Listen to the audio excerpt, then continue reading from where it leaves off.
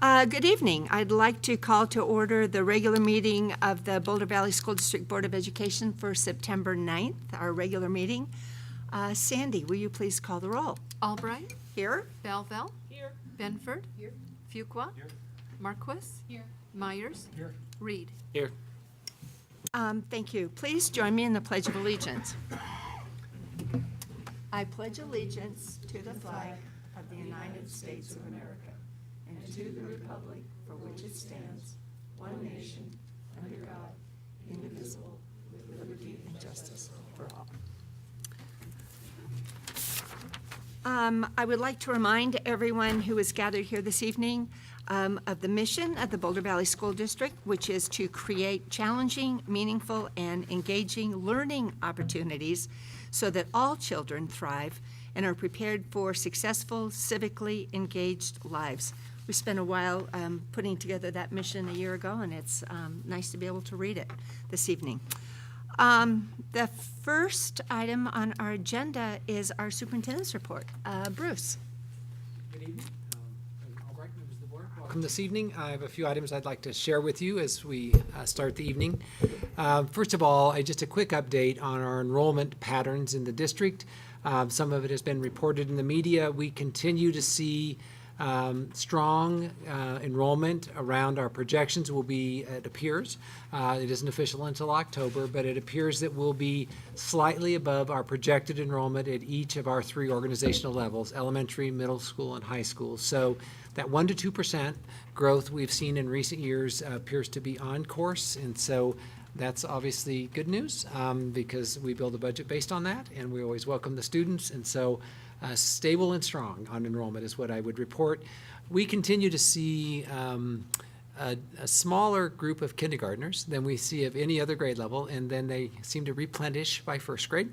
And so that's not a pattern that it stays low, but we assume that some of that, our projection is that, our conjecture is that some of those children, parents are choosing to have them attend full-day kindergarten or kindergarten options in someplace other than their neighborhood public school because they seem to be with us in first grade. So that's just one little piece of the pattern we watch over time. But overall, things are stable and strong. So we talk a little bit about staffing. There have been some questions about where we are with our overall staffing. And so you might recall in the spring, you allocated in the budget process a staffing reserve for needs that would arise when school starts. So the process we go through in the spring is that we look at what we call our projected enrollments, how many children we think will be at each school at each grade level, and then we build a staffing plan around that, and the principals do their hiring around that. They know how many teachers they're going to have in first grade or high school science or whatever the area is, and so that's where we start.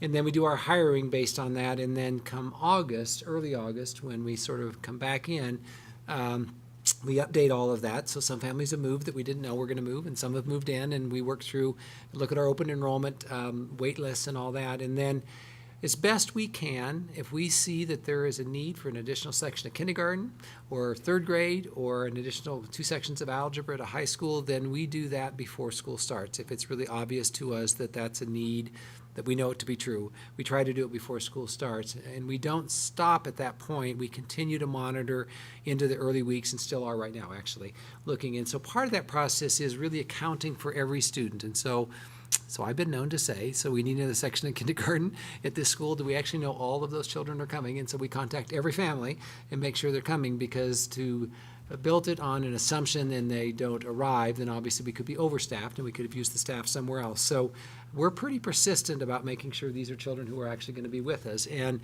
so we kind of call that live body count, make sure they're really going to be there. And then we maintain students on our records, don't disenroll them into the early part of the year. So there are students in our system right now that have not been disenrolled. They've not arrived yet. But we also haven't received a request for records to know they're going somewhere else, because we have an obligation to have those records follow those students, obviously. And so that's a confirmation that we disenroll them and they're enrolled in another school. By October, when we do the official count, we have to document they're either here or they're not. So there's always a bit of a transition. So we see a little dip that occurs that October official count when students are actually accounted for somewhere else, if that's the case. And so that's a pattern, not an unusual pattern. It's a pattern we work through every year. But that's just a little bit of what we pay attention to. So this first 4 to 6 weeks, we don't do much staffing change now, but that's early on before school starts or right at the beginning of the year. Of the 11 full-time equivalent positions that we the equivalent of the amount of budget you put in, that will buy as 11 full-time equivalent positions. We're down to a little more than 2 positions right now. So most of it has been allocated, and really the only reason, not the only reason, but a reason that we're holding on to that reserve is needs that might arise. It's only September. So second semester or needs during the year. So I just wanted you to know that we're actively using that staffing reserve. When we get to the revised budget later this fall, winter, when we know what our official count is, and if we have needs in second semester, we might request some consideration of that. But that's where we are right now.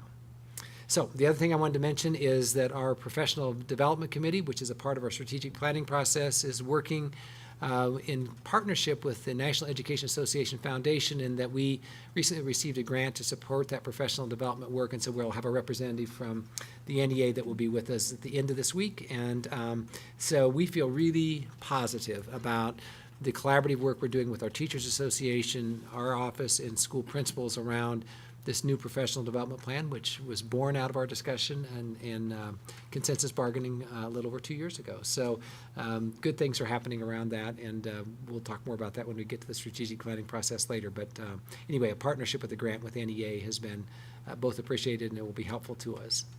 The other organization we're doing some preliminary work with that I just want to mention, because it might come to life, is that Education Northwest is a laboratory in Portland, Oregon. I served on their board of directors for over 6 years when I was in Montana, and they are like McCrell, which is an education laboratory in Aurora. So we've had some conversations with Education Northwest because of the work they've done around students in poverty and students with eligible for ELD, English Language Development Services.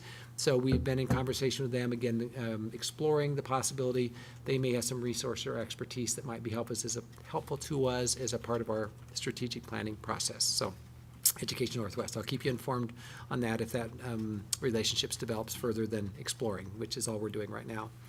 Real quick update on the strategic planning process. This may come up a little later in board reports. Deirdre and I presented an overview. Dr. Pilch, Deputy Superintendent, and I presented an overview to the District Accountability Committee on September 2nd on the strategic plan. Same presentation you heard a couple of weeks ago. So to keep them informed, and the initial plans for the 17 action design teams will submit their first draft of their plans mid-September, so a week away. We'll start a review process, and by the end of October, it will have gone back and forth a couple of times between the Strategic Plan Steering Committee, that oversight group, and each of those respective 17 teams, and then we'll be getting to final draft by end of October, 1st of November, and then we'll have something we can share with you and you can take a look at and see what's inside of that planning process. So good work continues around that, and a lot of time being invested, which we appreciate very much. So that's where we are right now. And then I mentioned earlier, I'm just going to mention again, we'll be getting a survey out to you soon around a potential fall retreat and what kinds of topics you might want to focus on, and what kind of time you might want to dedicate to that. So watch for that survey, okay? President Albright, that concludes my report. I'd be glad to answer any questions from members of the board. Thank you. Board members? Any questions or comments? Seeing none, thank you Thank for you. your report. Yeah, Sounds like my you're pleasure. keeping busy. I'm glad to hear We're keeping busy. Everybody's good- busy. It's a busy time. Thank you. Glad to hear the good report that kids are in school and we're counting them and moving along okay. Terrific. Okay, the next item on our agenda is public hearing and public participation. The board recognizes the value of public comment on issues related to the operation of the schools. To ensure that our meeting is conducted in an orderly manner, we ask that persons who address the board, 1, confine your comments to matters that are germane to the business of the school district. Speakers on agenda items will be heard first, followed by those speaking on non-agenda items. 2, limit your presentation to 2 minutes. If we go over the first hour, which we won't because we only have 1 speaker signed up. 3, recognize that students often attend or view our meetings. Speakers' remarks therefore should be suitable for an audience that includes kindergarten through 12th grade students. The board president may interrupt, warn, or terminate a participant's statement that is unrelated to the business of the district or inappropriate for K-12 students. There's a lighting system on the podium. It starts at green when you have 2 minutes to start. It turns yellow when you have 30 seconds remaining, and it turns red at the end.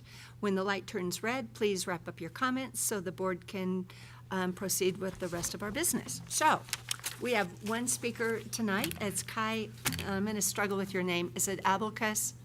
Abelkus, okay.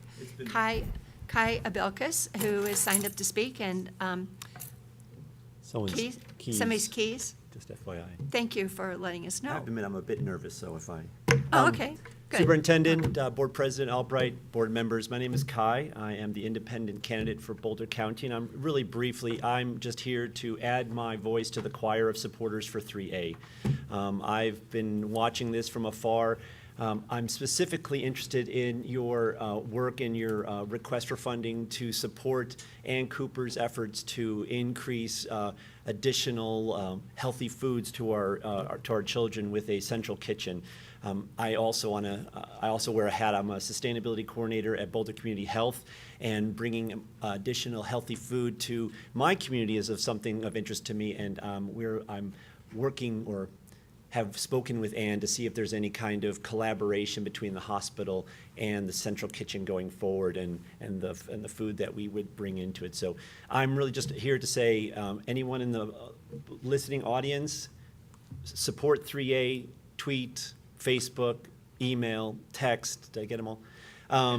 All your friends and family to support 3A, and I just want to encourage you and thank you so much for that. I think it's really important that we invest again in our education, and especially our food program. So thank you, President Albright. Appreciate it. Great. Thank you. And somebody's keys are right here. Okay, thank you for your comments. That's great. Okay, the next item on our agenda is board communication. Board members, anybody have any comments, questions, updates, thoughts? Okay, I can think of something. Jenny? So I think if I understood our agenda setting committee meeting properly last week, next week during our work session, we're going to talk a little bit about guidance for the delegate we send to the CASB convention in Pueblo. And so I was going to mention that one of the big topics that we could probably, I could ask Bruce to provide information on will be the effect of testing on our district.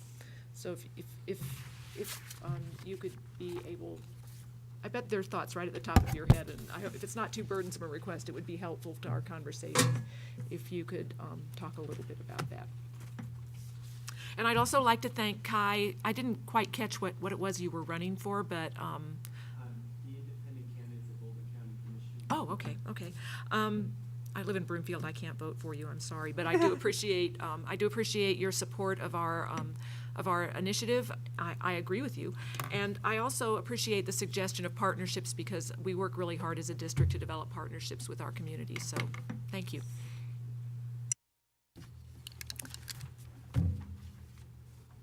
Great. Any other comments? Yeah, Tom? No? Okay. Let's see, Dr. Messenger, we have later on our agenda, actually, the next item is the Education Facility Master Plan and Bond Election Process. So I think I'll wait to share my comments about the bond campaign till we get to that. But if there are no other comments on board communication, we'll move to our next item on the agenda, which is the Educational Facility Master Plan and the bond election process. So with this, I hope you can update us about where we are. The board voted to put this on the ballot in August, and tell us what's going on since then. Great. Well, thanks. I'm pleased to have this back on the agenda. We've invested a lot of hours in getting to this point, and my sense is we have many hours ahead of us. So we sat down today and kind of did a brainstorming of some of the areas we're working right now. So that's what I'd like to share with you from our perspective, work that's going on. So we've asked, in August, we asked every school community to develop a plan on how they plan to help educate their respective school communities around the facility master plan. So what it is, what it means for their school community, and what opportunities exist there. And so we had a Google form, a doc that we had them contribute to, and it's really been a valuable resource. We had them work together with that so they could think together of different things that one school might be doing and the other school hadn't thought of it. So we've been working on this. We refreshed that document in early September so that folks know what's going on. And so that's been a really positive thing, and then carry that back into their community as well. On September 2nd, Deirdre and I, Dr. Pilch and I, Deputy Superintendent and I, provided an overview of the entire facility master plan. So these are all of our administrators, all of our professional technical staff that we meet with once a month. And we did two things. One is we said, we know you'll enjoy this presentation because we've done it a number of times to help make sure they kind of have the big picture. And then we said, we really need you all to have a working, walking knowledge of this. You need to be able to be at the grocery store on Saturday and somebody asks you what's in that plan. We want you to at least be able to converse about it. So that was part of our commitment to continue to educate. And then knowing that the principals in that group and assistant principals, they have their own building also. So both looking at the district perspective as well as their buildings and a part of their communication system. So the other thing that we've done is that, and I'm going to hand these around, is that we've created handouts for each school community that are just the facts, but it includes a common template that is used in each of our communities that provides some oversight of what were the districts doing around the facility master plan, and then what's unique to their school, be it Emerald or Fairview or whatever. So I'm just going to hand these around, and you can just take a look, and you can keep some if you want, but there are examples there. So this is a template. We've run this out of Don Orr's office, and so you can take one of those. The other handout that we've been using pretty consistently in our presentations are the executive summary of the facility master plan. Some of you have seen this, and it's a great document, big high overview of the work that went in preparing the facility master plan, where we are right now, and then a breakdown of the $576 million in large categories, and then a pie chart, a picture also that shows where those investments would occur and if we have a funding source for those. So that's work that's going on right now. Principals have been active in their school communities with teacher leadership about presenting around their school plan, what the facility master plan would be for their school. Some of our administrative staff have joined them in those presentations. See, Don Orr is missing tonight. He's at BCSIS working with Phil. So that's not unusual that we have staff out working alongside around this issue so that we have the right expertise at the right time. Our school leadership, teacher and principal leadership have been working with parent organizations. We have all kinds of parent organizations, booster clubs, parent organizations, getting the word out within the school communities. Some of them are holding special events. Some of them are doing a part of their regular parent meeting structure, and so that's going on as well.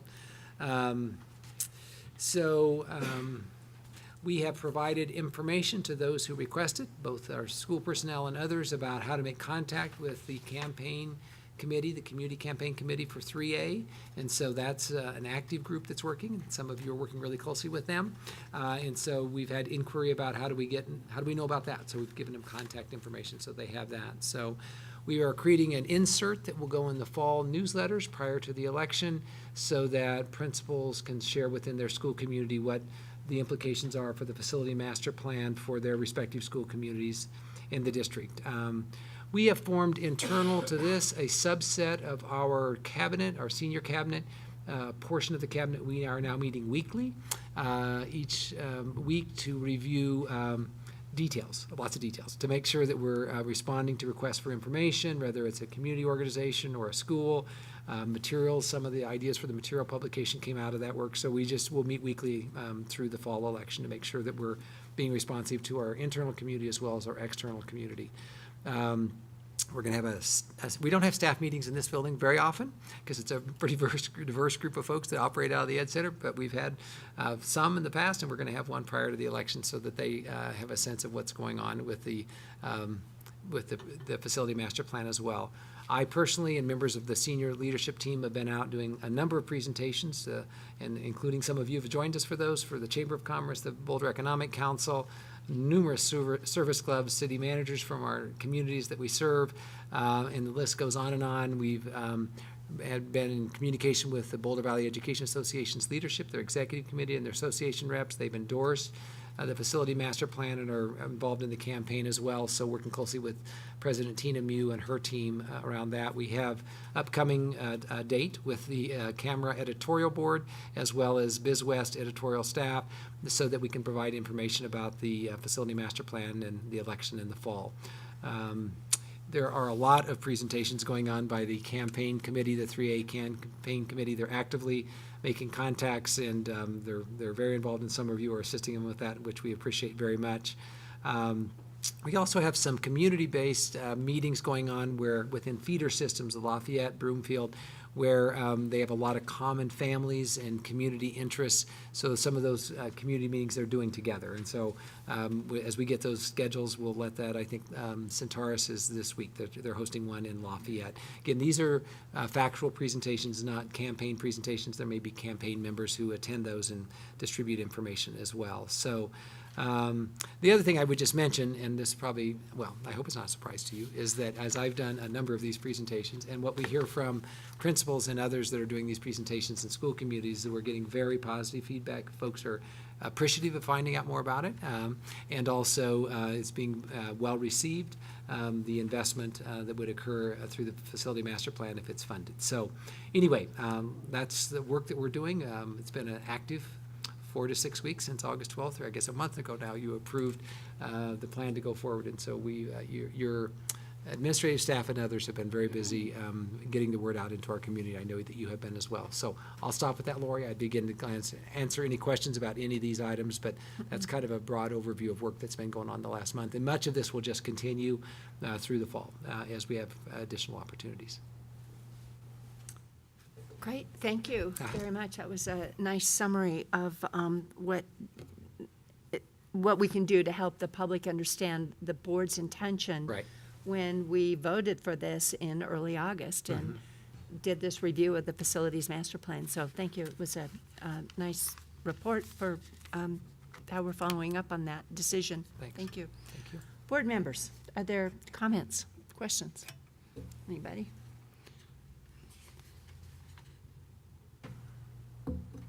Sam, Tom, Jimmy? No? No? Okay. Jenny? So I really appreciate staff's taking the lead on getting the information out on this. I understand that we can't actually tell people how to vote, but I think answering questions and making sure that people have the information about what the master plan is really critically important. I know that, Laura, you've been working really hard on this, and I expect some other board members are also doing that. I'd just like to comment that I'm, doing my best in Broomfield I have a sign in my yard. And I'm really excited about the potential for improvements to our schools going forward. Should our public support us in the fall, and I have every anticipation that they will in fact support this initiative, and that it'll improve education for all of our kids in all of our buildings. So I'm really excited about it. Thanks, Jenny. Well, I would just say I've been to a couple of school events where people have invited a board member to come and speak and to explain what's in it. And there's good questions. And I think, I think it's really helpful to have information be accessible, which it is on our website, on the Boulder Valley website, about what is in the facilities master plan, because I think not everyone is really clear about it. Right. As we're, trying to explain to the public what the question is, so they have the opportunity to vote as how they wish. But it's available on our website of what's what this measure would do if it passed. I would also just like to say that one of the groups that has been terrific in working on this is Impact on Education, our foundation, and they have done a phenomenal job of organizing this campaign. And so I just would like to thank their leadership, Fran Ryan and her staff, as well as some of her board members who have taken leadership in the campaign, Chuck Sisk and Suzanne Hoover and Frank Bruno. So we're very fortunate to have some real active public citizens, knowledgeable, who are out speaking to what this issue is about. So I couldn't be more pleased with how it's going. So thank you for You bet. some good information here about To provide updates. what. We'll continue to provide updates, Good, okay? thank you. Yeah. I think that's real important. I would just say, if anybody, we can be asked individually to come speak, but if you're interested, let me know or the campaign know. about, because we're looking for board members. You know, the public needs to know from us why we voted for it and why we thought it was, you know, an important thing to have the question be out there. Okay, the next item on our agenda is the consent agenda. And today that, oh, and do I have to, what? List them, and then we'll do the motion. Go ahead and list them. You can go ahead and list them. Thank you. Okay, I always forget the order on this. Okay, so tonight, those consent groupings consist of personnel items, approval of minutes for our August 26, 2004 regular meeting, and that is the only two, those are the only two items on our consent agenda. Do I have a motion to approve? Jenny? Tina? Second? Is there any discussion? Questions or comments? Okay, it's a pretty straightforward consent agenda. Sandy, will you please call the roll? Albright? Yes. Belville? Yes. Benford? Fuqua? Yes. Marquis? Yes. Myers? Yes. Reed? Yes. Motion passes. Thank you, Sandy. The next item on our agenda is agenda setting. And I would just note that the Agenda Setting Committee met last week and have lined up some topics upcoming for the remainder of the fall. And we have another agenda setting meeting scheduled for next Tuesday, 3 o'clock, 4 o'clock, 3:30, somewhere in there. So if we have other items that we'd like to have brought forward, pardon me? We're meeting at 3:30. 3:30. 3:30 next Tuesday for the agenda setting meeting. So are there any suggestions for what people would like to cover? It's a quiet group tonight. Okay. Or ill in this case. Oh, yeah, right, or kind of tired, yes. Or maybe not tired, but, yeah, not quite too well. Okay, well, then, if there are, Jenny? Well, I just comment that if people come up with things between now and next Tuesday, please feel free to email the board and let us know. Yeah, or call. Yeah, either way. Yes. Good. Okay, if there are no further comments or issues to talk about, then this meeting is adjourned. Thank you all. Thank you.